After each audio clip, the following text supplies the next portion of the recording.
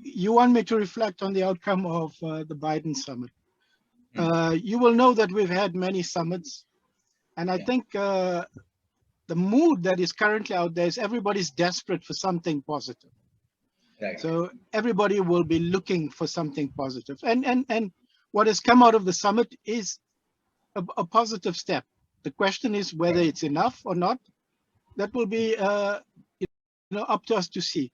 But I think one thing that one needs to also bear in mind is that there's this often misunderstanding of what are we trying to achieve.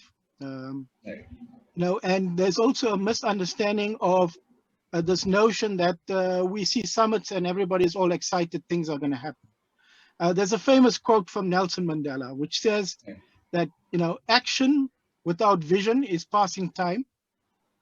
Vision without action is daydreaming. You need a combination of both vision and action, because vision and action will change the world. And that's partly of the problem. We have a lot of summits, we have a lot of pledges, but at the end of the day, what happens in reality is what counts. We just have to look at all the examples of everything. If we talk of climate finance, we've noticed that there's drastic decline in climate finance. There's a shift in responsibility in climate finance. And whenever we raise these issues, nobody's addressing the non-fulfillment of the obligation. Everybody's saying, oh, well, go and look at the private sector. That's where the money is. There's no argument that we are making that there is no distinction between private and public and both is required in that. But it's at the end of the day, the obligations that we make. And whether our contributions to the process are within the context of the common but differentiated responsibility, whether we can recognize things like historical responsibility, and whether we're making a fair share towards the global effort to reach the 1.5, etc. I can talk much more on the finance things that have come out of the Biden summit. They released a paper on finance. And to be quite honest, I'm trying to be optimistic.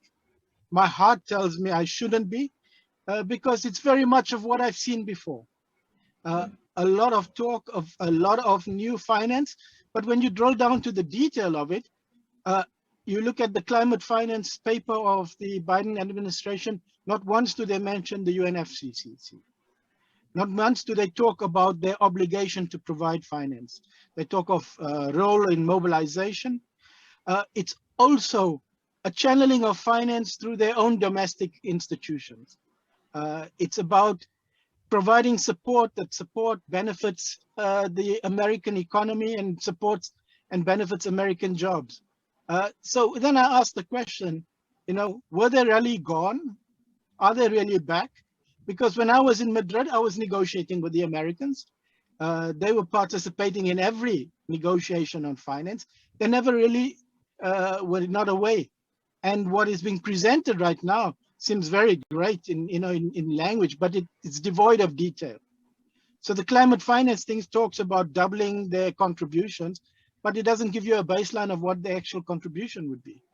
They talk of going to seek congressional approval for meeting the arrears in the GCF, but you know very well as I do, if you look at history, in the GEF, the US is still in arrears since JEF 2, which is almost 20 years ago. They haven't fulfilled that. They haven't made any announcements about any new contributions to the multilateral system in terms of the multilateral funds. So, recapitalizing their own institutions to further US foreign policy, it may be great, but is that what is needed in the multilateral process is another question. I'm concerned that nothing is being mentioned about adaptation. And in fact, what is striking is that when you talk of adaptation, they qualify it with the language of saying, well, within the context of funds being available. So again, there, it does not show or demonstrate a seriousness about scaling up money on adaptation. No talk of loss of damage. And I doubt very much that we will get a seriousness in terms of addressing loss and damage. But I will stop there because I don't want to be negative. I want to be positive. No. Thank you, Zaheer, for flagging a couple of issues. True that